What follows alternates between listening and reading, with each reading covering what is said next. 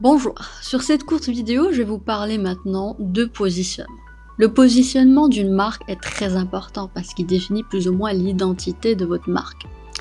Donc sur cette vidéo, je vais vous expliquer ce qu'est le positionnement, je vais vous le présenter, vous l'expliquer, et ensuite je vais vous montrer comment construire son positionnement en 2 étapes.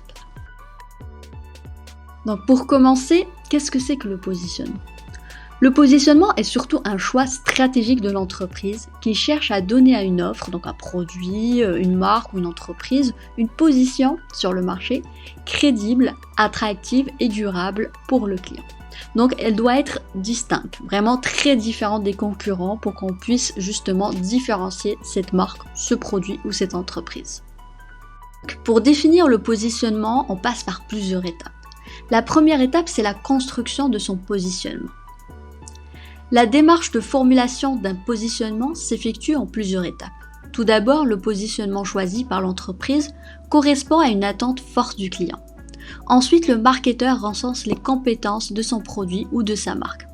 Un produit peut se différencier par ses qualités intrinsèques et sa performance, c'est-à-dire sa définition technique, ses fonctionnalités, sa durabilité et son design. Ensuite, on différencie le produit par sa cible visée, très précisément définie. Ensuite, ses attributs affectifs symboliques souvent liés à l'image de marque. Et là, on passe à l'étape 2. Il s'agit d'évaluer son positionnement. Donc, on l'a déjà défini par rapport aux critères dont j'ai parlé tout à l'heure, que ce soit bien sûr produit, attributs, etc. Et maintenant, on va l'évaluer, le positionnement.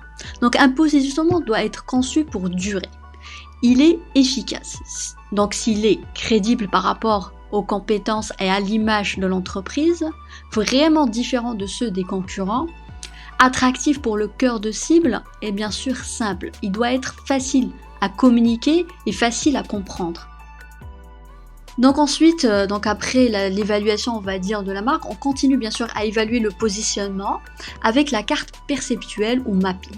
Donc qu'est-ce que c'est ? Le mapping est souvent utilisé pour évaluer son positionnement par rapport aux marques concurrentes. Pour réaliser une carte perceptuelle, il suffit de lister les attentes principales du client et scorer chaque marque en fonction de ses attentes. Comment la marque est perçue par les consommateurs et quelles sont les caractéristiques les plus appréciées. Donc voici un exemple un peu pour vous aider un peu à comprendre ce que c'est qu'une carte mapping. Donc c'est une carte qui a été faite justement sur 4 critères: nutritif, gourmande, léger, qualité, diététique. Donc c'est pour un produit, on va dire un chocolat, et là vous définissez un peu le positionnement en fonction de ces critères. Et voilà globalement la définition du positionnement. Je sais, la vidéo est très courte, mais je me dis, bon, le positionnement, ça reste basique, hein. C'est évident, on va dire, les éléments sont assez connus. Quand vous êtes marketeur, vous savez plus ou moins comment vous positionnez, comment positionner une marque.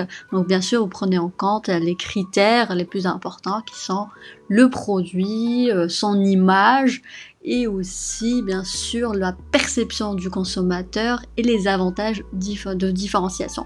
Parce que si vous ne faites pas un positionnement, parce que pour moi c'est, on va dire, c'est ce qui fait votre marque, ça rentre dans l'ADN de marque, dans le positionnement, donc il faut bien sûr démarrer sur les bonnes bases.